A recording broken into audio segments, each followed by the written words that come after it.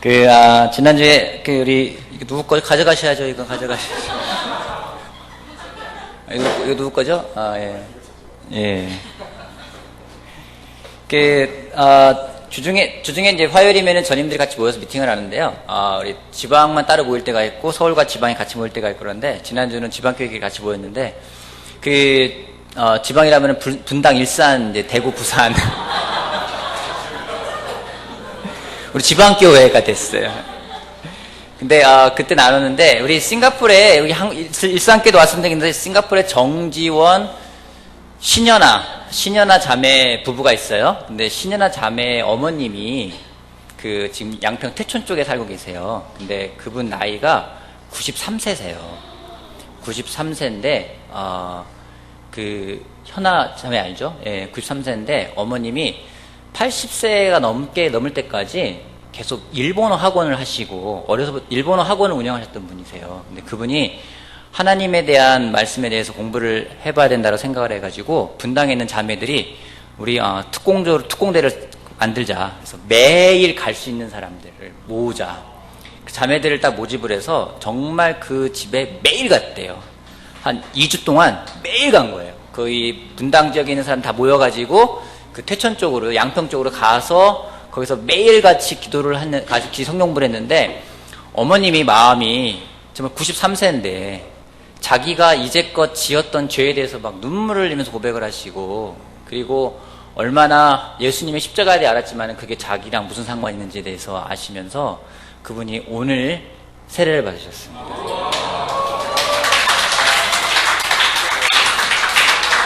정말 격려드리는 게 93세의 어머님이 정정하세요. 정정하시고 아버님을 여의고 그 현아 자매를 혼자서 키우다시피 키우셨는데, 성경 공부를 하고, 제가 느낀 게 성경 공부는 정말 말씀은 나이를 떠나가지고 하나님 우리에게 감동을 주시는 것 같습니다.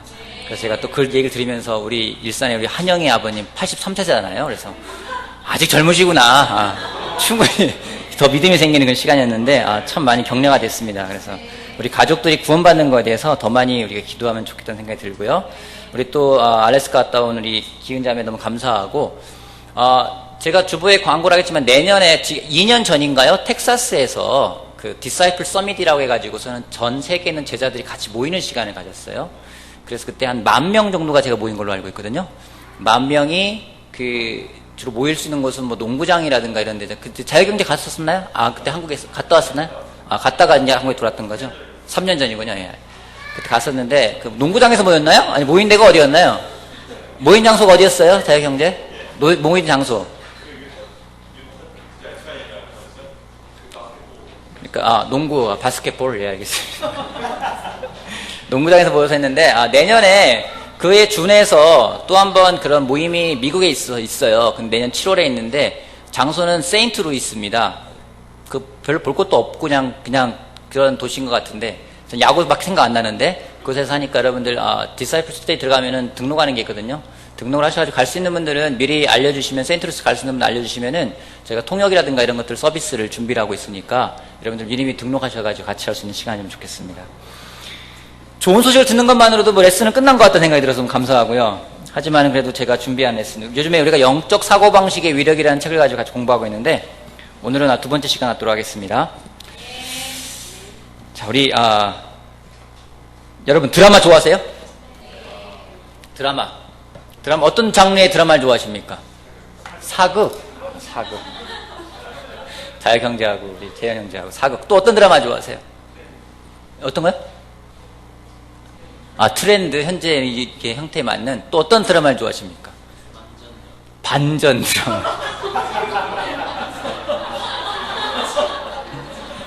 점 하나 찍고 나오는 소희 딱 찍어가지고. 그죠? 반전 드라마 좋아하세요? 되게 드라마는 반전이 있죠? 네, 또 영화도 반전을 갖다 줄 때가 있습니다.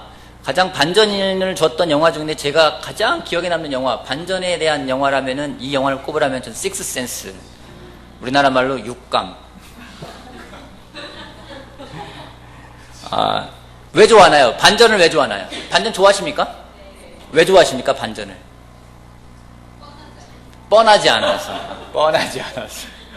반전을 왜 좋아하십니까? 반전이라는 영화. 이 반전이라는 게 사전적인 의미에서는요, 일의 형세가 바뀐다라는 얘기예요.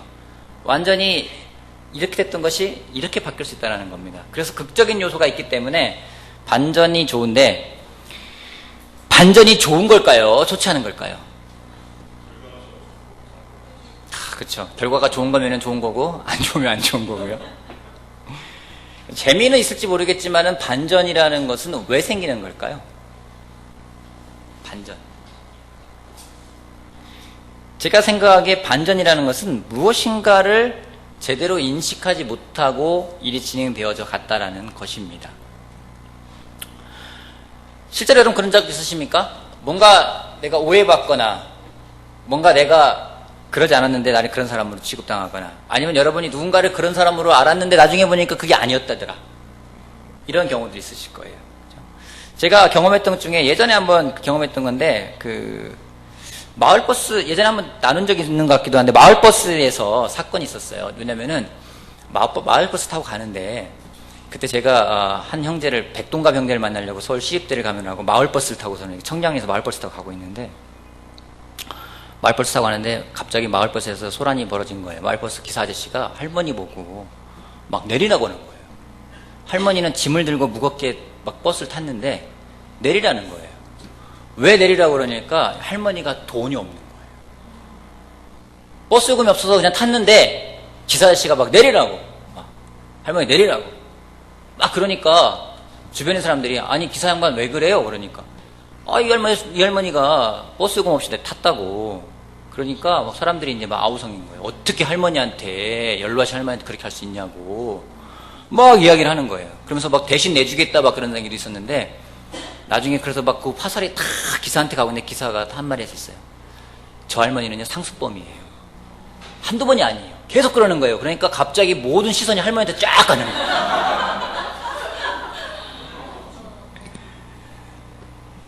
우리가 살아가면서 오해를 할 수도 있고 오해를 받을 수도 있습니다. 이러한 오해를 받거나 이러한 오해를 받지 않기 위해서 무엇이 중요한지 잠언 말씀 같이 볼게요. 잠언 18장 말씀 보겠습니다. 잠언 18장 13절 말씀부터 같이 봅시다. 13절, 15절, 17절, 13, 15, 17절을 우리 한 목소리로 같이 한번 읽어볼까요? 잠언 18장 13절부터 시작. 다 들어보지도 않고 대답하는 것은 수모를 받기에 알맞은 어리석은 짓이다. 15절. 명철한 사람의 마음은 지식을 얻고 지혜로운 사람의 귀는 지식을 구한다. 17절. 송사에서는 먼저 말하는 사람이 옳은 것 같으나 상대방이 와 보아야 사실이 밝혀진다. 그런 적 있죠. 먼저 말하면 다 옳은 것 같은데 나중에 온 사람의 말을 들어봐야 된다고 성경은 이야기를 하고 있어요. 그 책을 쓴 고든 퍼거슨이 그 책에서 그런 얘기를 하고 있습니다. 어떤 한 여자가 와가지고 자기 남편에 대해서 막 이야기를 하더래요. 근데 그 여자 얘기를 들으니까 정말 자기가 화가 나가지고 남편을 정말로 엉덩이 한 대 찾고 싶을 정도로 막 화가 나가지고 어떻게 그런 남편이 있을 수 있지? 막 그런 생각이 들었었는데, 어느 날 한 남자가 와가지고 자기 아내에 대해서 막 어떤 태도를 얘기하는 거예요. 그 얘기를 들으니까 야, 어떻게 저런 여자가 다 있지? 자매가 맞나? 막 이러 싶을 정도로 막 화가 났다라는 거예요. 나중에 알고 보니까 둘이 부부였던 거예요. 부부인데 아내 말을 듣고 남편 말을 들으면은 전혀 다르게 살고 있는 사람처럼 보일 수가 있는 거죠. 잠언 18장 17절 다시 한번 보면은요, 송사에서는, 법정에서는 먼저 말하는 사람이 옳은 것 같으나 상대방이 와 보아야 사실이 밝혀진다. 부부관계에서 그런 일 벌어지지 않습니까? 부부싸움 할 때요. 부부싸움 할 때 도와주러 들어가 보면은요, 자매가 먼저 와서, 주로 자매들이 먼저 와서 이야기를 합니다. 남편이 이렇고 얘기를 해서 막 듣고 있으면요, 제가 들으면서도 제가 미안할 정도예요. 형제가 좀 잘 지내지. 막 들으면은 막 영적이지 않은 것 같고 막 얘기를 들어요. 그러면은 들으면서 정말 어떻게 형제가 그럴 수 있지? 이 형제 잘 지내는 건가? 막 생각 드는데 나중엔 형제가 와서 막 이야기를 해요. 막 집에서 설거지도 안 하고 내가 화가 안 나게 생겼어. 막 얘기를 막 들어보면요, 그래 뭐 그럴만도 하겠다 또 생각이 들어요. 그죠? 이 잠언 18장 17절의 말씀은, 이 원리는 굉장히 중요한 원리입니다. 우리가 이걸 지키지 않을 때는요, 우리 삶은요 매일매일이 반전을 거듭할 거예요. 부부관계에서 싸움이 적용되면, 싸움이 있을 때 이 말씀은 굉장히 적용이 돼야 됩니다. 누군가를 도와줄 때도 이 말씀은 굉장히 중요한 겁니다. 근데 이것은 단지 부부관계뿐만 아니라 이거는 때로는요, 제자와 제자가 아닌 사람의 사이에서도 이것은 적용돼야 돼요. 여러분에게 누군가 제자가 있고 그 제자가 아닌 사람이 와가지고 서로 항변한다면 여러분 누구의 말에 더 신뢰를 갖춥니까? 그렇죠. 근데 제자의 말이 항상 옳은 걸까요? 그건 모르는 거예요. 들어봐야 되는 거예요. 더 신뢰는 줄 수 있겠죠. 더 하나님의 말씀을 따르고자 하기 때문에. 하지만 제자라고 해서 그의 주장이 반드시 맞을 수 있다고 단정 지을 수는 없다라는 겁니다.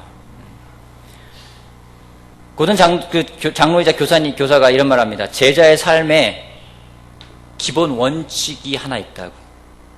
그건 뭐냐면요, 아무것도 단정하지 말라라는 겁니다. 우리는 단정 잘하죠. 단정을 지어요. 때로는 행동하는 것만을 가지고 판단하는 경우에도 이 말씀은 적용이 될 수 있어요. 누가 와가지고 예배 시간에 졸고 있다 칩시다. 여러분 그 사람은 무슨 생각 들겠어요? 와서 막 졸아요. 주중예배 때문에 졸아요. 그러면 집에가 자던 가지 왜 왔을까? 막 이런 생각 들 수도 있고요. 또 졸아요. 그러면 무슨 생각 들으세요, 여러분? 졸고 있어요. 피곤한가 보다. 그죠? 그냥 졸고 있어요. 제가 알고 있는 한 형제가 있어요. 그 형제는요, 학교 다닐 때 선생님한테 무지하게 혼났대요. 자주 혼났대요. 근데 이 형제는요, 근데 공부를 잘했어요. 근데 이 형제가 어떤 병이 있어요. 기면증이라고 아십니까? 순간 공부를 하다가 탁 조는 거예요. 선생님이 그러니까 이 녀석이면서 탁 때리는 거예요. 나중에 본인도 몰랐는데, 아, 그런 병이 있구나라는 걸 알게 됐다는 겁니다. 행동하는 경우만을 가지고 판단하는 경우 우리 정말 많이 볼 수가 있어요. 어떤 사람이 그런 행동을 할 때, 그런 배경을 이해하거나 알아보지 않고 왜 그렇게 행동하는지를 알아보지 않고 판단할 때 이 말씀은 또한 적용될 수 있습니다. 만나서 듣기 전에 단정 짓고 결론을 내리면 안 됩니다. 그런 태도로 대하는 것은 안 됩니다. 그것은 교만이고요. 그것은 사랑이 없는 태도입니다. 야고보서 1장 말씀 같이 한번 보도록 할까요? 야고보서 1장.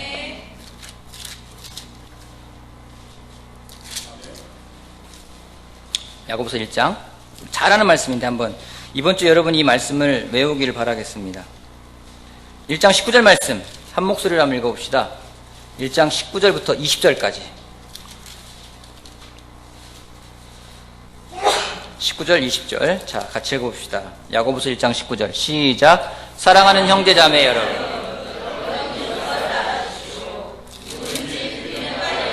말하기는 더디하고 노하기도 더디하십시오. 노하는 사람은 하나님의 의를 이루지 못하기 때문입니다. 참 여러분들에게도 도전이 되고 저한테도 굉장히 도전이 되는 말이에요. 저는 직업상 말을 많이 해야 되는 사람이 중에 하나입니다.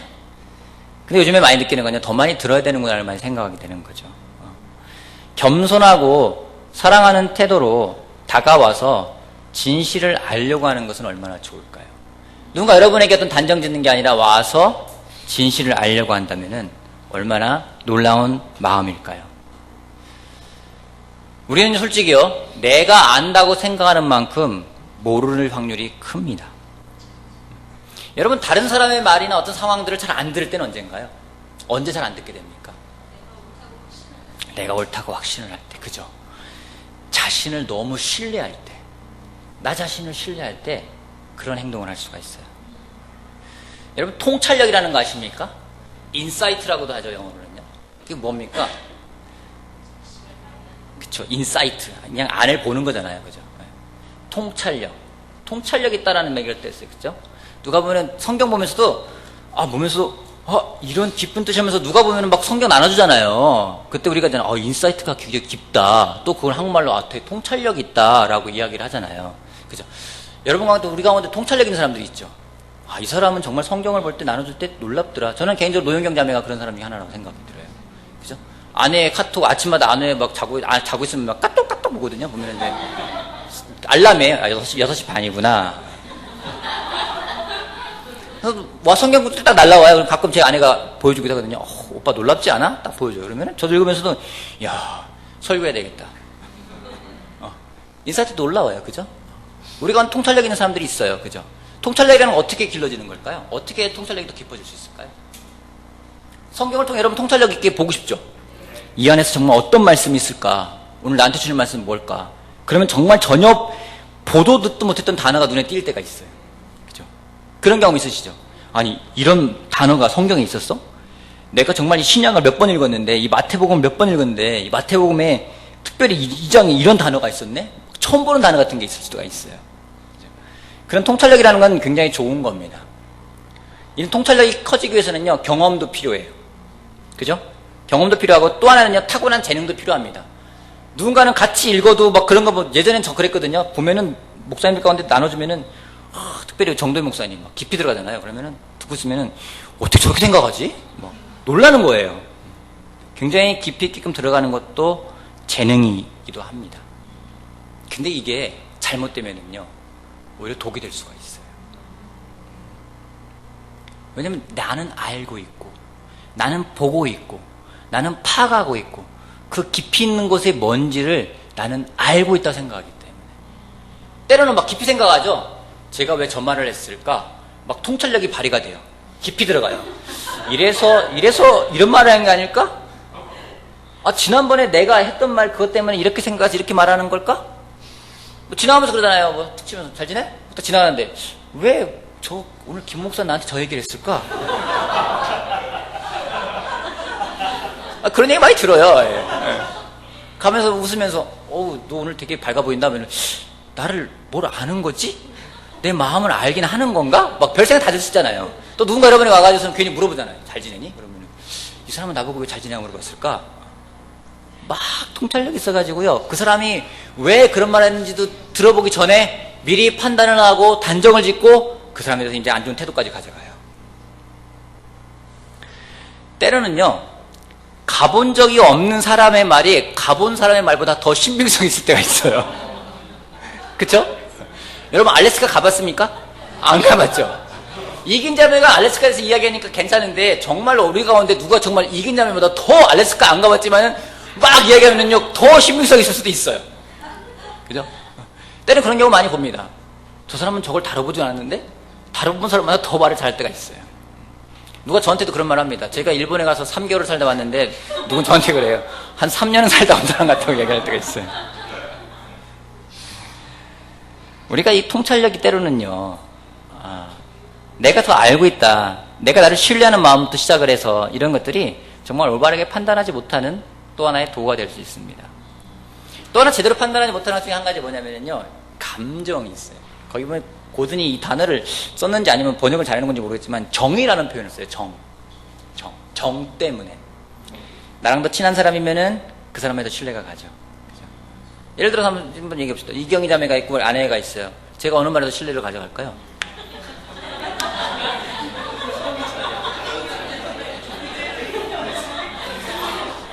부부싸움 시킬 일이 있습니까 지금? 때로는 이 정이라는 것 때문에, 특별히 이거는요, 아이들 싸움에서 부모들끼리 싸움을 벌일 때 이게 많아요. 그죠? 자기 애가 맞고 왔어요. 자기가 와서 막 얘기를 해요. 그러면 상대편에는요, 다 정말 나쁜 애예요. 부모들은 그러잖아요. 우리 애가 그런 애가 아니에요. 친구를 잘못 만나서 막 그럴 때가 있는데, 나중엔 그러죠. 쟤 때문에 그러는데. 정이라는 것 때문에, 이 감정이라는 것 때문에 사실을 제대로 보지 못할 수가 있습니다. 또 하나 제대로 못 듣는 이유 중에 한 가지는요, 또 못 보는 이유 중에 한 가지는요, 해결하고 용서하고 화해하지 않고 상처가 남아있을 때는 그렇습니다. 누군가에 대해 안 좋은 마음이 있어요. 그럼 원망하는 마음이 생길 수 있어요. 그죠? 그럼 원망하는 마음을 가지고서는요, 계속 모든 걸 봐요. 그게 놀라운 게 뭔지 아십니까? 정말 이 말을 쓰는데 제가 공감하는 게, 원망하는 마음이 있는 사람들은 그러한 마음을 가진 사람들을 자석처럼 끌어당긴다고 해요. 정말 그래요. 제가 여러분 부정적인 말 하나 했다 칩시다. 그럼 부정적인 마음을 갖고 있는 사람은요, 저한테 딱 올 거예요. 정말 이 표현은 정말 놀라운 표현이라고 생각합니다. 그게 누구냐면요, 압살롬이 그랬어요. 압살롬이 부정적인 마음이 있었어요. 원망하는 마음이 있었어요. 그래서 그 말을 전하니까 거기다 어떻게 반응합니까? 그런 마음 가진 사람들이 모이게 되는 거예요. 마태복음 18장 말씀 같이 보겠습니다. 마태복음 18장 15절 말씀부터 봅시다. 내 형제가 너에게 죄를 짓거든 가서 단둘이 있는 자리에서 그에게 충고하여라. 그가 너의 말을 들으면 너는 그 형제를 얻은 것이다. 그러나 듣지 않거든 한두 사람을 더 데리고 가거라. 그가 하는 모든 말을 두세 증인의 입을 빌어서 확정 지으려는 것이다. 그러나 그 형제가 그의 말도 듣지 않거든 교회의 말하여라. 교회의 말조차 듣지 않거든 그를 이방 사람이나 세리와 같이 여겨라. 내가 진정으로 너에게 말한다. 무엇인지 너희가 땅에서 매는 것은 하늘에서도 매일 것이요 땅에서 푸는 것은 하늘에서도 풀릴 것이다. 내가 진정으로 거듭 너에게 말한다. 땅에서 너희 가운데 두 사람이 합심하여 무슨 일이든지 구하면 하늘에 계신 내 아버지께서 그들에게 이루어 주실 것이다. 두세 사람이 내 이름으로 모여 있는 자리 거기에 내가 그들 가운데 있다. 주제가 용서라라고 되어 있어요. 이거는요, 누군가를 정죄하고 누군가를 어떤 부분 우리 교회에서 내쫓기 위한 그런 과정이 아니라 그 궁극적인 목적은 무엇인지 서로 해결하고 풀었을 때 하나님이 그 기도에 대해 응답할 거라고 이야기를 하고 있는 거예요. 우리가 마음에서부터 그런 것들을 풀어가지 못한다면은 계속 그런 마음을 가져간다면은요, 정말 제대로 보거나 제대로 들을 수가 없다라는 겁니다. 이 말씀은 그런 표현을 써놨더라고요. 상처받을 것에 대한 보험이 되는 구절이다. 여러분, 상처받기 쉬워요. 그죠? 살아가면서 또 사람과 사람 간에 상처받을 수가 있습니다. 그 상처에 어떻게 반응할 것인지. 제가 요즘에 보는 것들은 그런 겁니다. 많은 어떤 문제들이 벌어지기도 하고 일들이 벌어지기도 합니다. 근데 그런 생각이 들어요. 정말 성경 말씀을 잘 따라서 우리가 행한다면 그 가운데 90%는 사라지지 않을까 하는 생각이 들게 됩니다. 정말로 마태복음 잠언에 있는 18장 17절의 말씀처럼 정말 한 사람의 먼저 말을 듣는 게 아니라 상대방의 말도 들어보고 좀 모든 것들을 올바르게 보기 위해서 또 나를 믿는, 나를 신뢰하는 나의 통찰력이 아니라 정말 나만을 더 의지하는 게 아니라 정말 하나님 말씀을 의지하고 하나님 말씀대로 간다면은 우리가 불필요한 오해들은 없을 수 있을 거라 생각을 합니다. 그것이 영적인 사고 방식 중에 하나라고 고든이 이야기하고 있더라고요. 다시 한번 이야기합니다. 제자로 살아가면서 우리가 가져가야 될 원칙이 하나 있습니다. 그것은 아무것도 단정하지 말라는 겁니다. 열어놓고 들을 수 있는 마음. 그것이 우리 가운데 있다면은 사탄이 우리를 공격하는 데 있어서 많은 부분, 우리 가정을 공격할 때, 또 우리 관계를 공격할 때 정말 많은 부분을 보호할 수 있는 아주 중요한 말씀의 검이 될 수 있다 저는 확신합니다. 우리 다시 한번 잠언 18장 말씀 다시 한번 읽어볼게요. 마지막으로 같이 한번 읽어보면서 마무리하겠습니다. 잠언 18장 17절, 13절, 15절, 17절 다시 한번 같이 한번 읽어봅시다. 오늘 주제 구절입니다. 잠언 18장 13절. 자, 시작. 다 들어보지도 않고 대답하는 것은 수모를 받기에 알맞은 어리석은 짓이다. 명철한 사람의 마음은 지식을 얻고 지혜로운 사람의 귀는 지식을 구한다. 송사에서는 먼저 말하는 사람이 옳은 것 같으나 상대방이 와 보아야 사실이 밝혀진다. 우리가 정말 영적인 사고방식을 가져갈 수 있는 우리 모두가 되기를 바라겠습니다. 여러분, 바이블톡에 모였을 때, 형제 자매가 모였을 때 한번 나눠보세요. 내가 혹시 이런 오해를 받은 적이 있는가, 오해를 한 적이 있는가, 혹시 그런 것들을 우리가 방지하기 위해서 어떤 것들을 하면 좋을까에 대해서 같이 이야기 나눠보고 또 기도하고 그 마무리하는 시간들을 갖길 바라겠습니다. 마치겠습니다.